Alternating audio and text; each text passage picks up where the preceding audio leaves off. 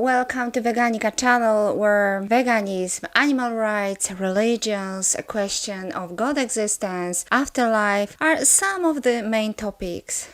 Today I would like to open a new series. Maybe it will be short, maybe it will be longer, where we will try to predict whether the future Christian churches will not only support but even preach veganism. But first, we'll try to answer whether Christian doctrine is evolving in time. What is your idea or your knowledge about this issue? Do you think Christian church's doctrine is permanent, written once and forever? It originates from the Bible and nothing can be changed anymore? Has it ever happened that Christian church changed both doctrine and worldview? Is it happening right now? Is it possible to observe it within one generation? Or those changes are slow, you won't notice them? Or maybe you are too young to notice them? Are there any changes between the belief of elder generations and younger generations? Views, moral judgments? And again, the main question, what are the chances that Christian doctrine will evolve in such a way that churches will start not only supporting but even preaching veganism? In my opinion, the chances are huge, and this is what I'm going to prove in this probably short series. One by one, I will give you the examples of dogmas, views, which completely, dramatically has changed over centuries, over years. The Christian doctrine has always been following the progress of science and morality. Morality defined by societies, not the opposite way. I would like us to trace together the direction of doctrine changes on selected examples, and I will discuss individual dogmas, views, beliefs in separate episodes of the series on the evolution of Christian churches' doctrine. Dyer, whose name you can see in the title of the video, for me is just a symbol, an example of a person who uses the religion in the most despicable way I can imagine to justify his own evil desires without understanding the Christian spirit. As you know, I don't come from an English-speaking part of the world, therefore I don't know more such personalities like him. Normally, I discuss this topic in context of our own nation, and I know politicians or celebrities who does it, but I don't know too many of such personalities in English world. So please let me know if you know more such people like Dyer, preferably YouTubers, so that I would like to take a closer look at them and maybe question also their views if there is anything worth to be mentioned or discussed. I consider such people like Dyer number one enemy of veganism, but also of spiritual development of societies. So let's get to the point. Today I'm going to present one view that has been common for hundreds of years in Christian churches and that has come to us in one package with the idea that animals have no soul, they are not as conscious as we are, they don't experience pain or suffering or emotions the way we do, and therefore there is no evil, no sin in doing harm to them, in killing them. Many Christians, like Dyer, constantly repeat this very toxic, very harmful belief I even remember Dyer, together with Tristan, expressed their doubt that animals may feel the way we do and might be aware the way we are. They are trying to suggest that we are projecting our understanding of consciousness and so on. And they in fact repeat this view that animals have no soul. Soul actually equals awareness. The question is whether this awareness, consciousness, meaning soul, is eternal or not. But by definition, soul is consciousness, right? So when repeating those very harmful ideas, Dyer must be aware who was the author of them and what were the other views which came together. So, because if he believes this one, doesn't reject this one, probably he should be very tolerant to those other views as well. So let's check them. First of all, we must explain that the Bible itself doesn't share Dyer's point of view. This idea doesn't come from the Bible at all. It is originally Aristotle's concept, but thanks to Thomas Aquinas, spilled over into the Christian world and caused people to treat animals like objects, heartlessly, like things. Prevent people perceiving murdering animals as evil. If you study pagan folk traditions, you can easily realize that people, ordinarily simple people, were way more gracious to animal than the great doctor of church. People, while observing animals, they easily could realize that they have personalities, feelings. And one of the proofs of this thinking can be the court for the animals. Animals were judged based on their acts. They had trials when they did something wrong, which means people absolutely believed in their intelligence and intentions of their acts.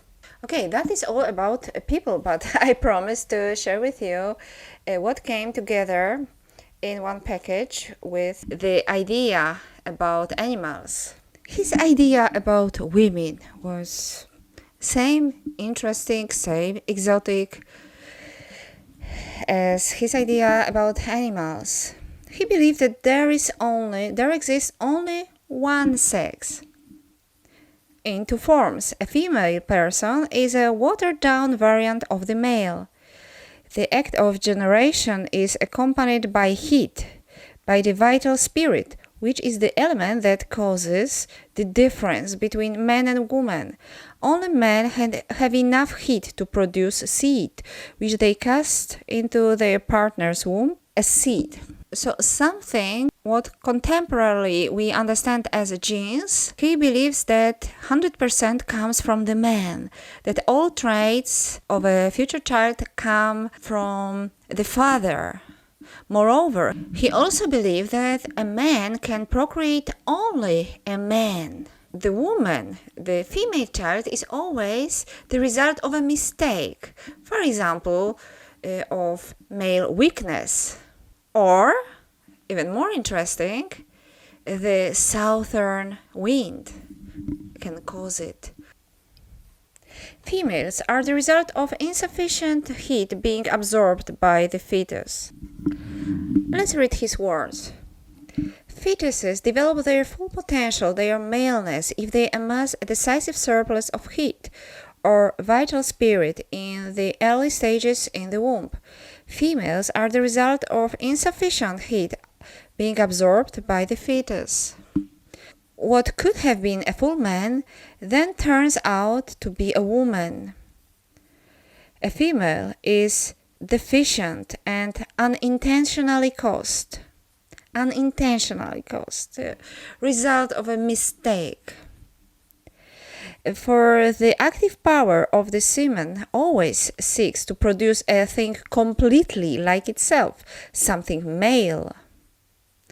So if a female is produced, This must be because the semen is weak, or because the material provided by the mother is unsuitable, or because of the action of some external factor, such as the wind from the south, which make the atmosphere humid.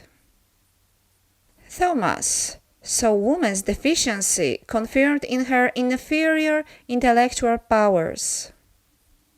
Living in a state of subjection to man, woman is not fully an image of God, as every man is. But that's not all.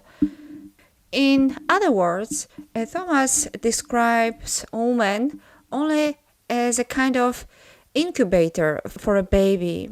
He said that all what we understand today as genetic material comes from the man, and woman only gives a space when the fetus can grow. It's nothing more but the incubator, and he literally said that this is what the women are for, only to give birth to children. But additionally, they are also allowed to clean or cook. This is his idea, and he's absolutely sure about intellectual inferiority of women. Have you ever met anywhere this kind of thinking? Are you familiar with this thinking? Because I met this thinking in Dyer's behaving, words, treating, for example, me. He judged me as mentally ill only based on the fact that I said that when I pray to God, I get some response. For him, it is impossible, probably because he doesn't believe in God, after all, but I find something else in it. He thinks it's impossible that God might might be in a relationship with a woman, to respond, to be an active partner of the relationship with such an inferior being in his mind like me, a woman. It's not a mystery that especially in Orthodox Church, which is following the progress much slower than, for example, the Catholic Church, women are really treated badly. Beating women is kind of a norm, a standard, and is being supported by priests, by Orthodox priests. They say it's something very positive. If a husband once in a while beats his wife, it's husband's duty and his right to do so. So we see those things go somehow together. And no wonder, because there are some roots of this thinking in Bible as well. We know that in Bible, the status of woman is equal to the status of a donkey, of a cow, or also a human slave. All of those are man's property. But there is something else interesting in Thomas Aquinas' thinking. Not only his attitude to women, but also he had another exotic theory. He thought that originally that was the God's plan to make some people, probably majority of people, subordinate to a group, an elite group of rulers. One of his claims was that God has never had a plan to create all the humans as equal. From the first moment, his idea was to create some more intelligent and less intelligent, less capable humans who will be servant to others, maybe slaves. Thomas Aquinas perceived equality as imperfection. He says there is no beauty, no order in being all the people equal. There must be rulers and others who originally were meant to be less capable, less intelligent. I suppose that he doesn't mean that all the women were supposed to be stupid, less capable, because who would be the ruler who is ruling only one person? I think originally he meant that probably majority of male as well were supposed to be intellectually limited, undeveloped. Do you support this idea? Do you think as humans we differ so much in our potential?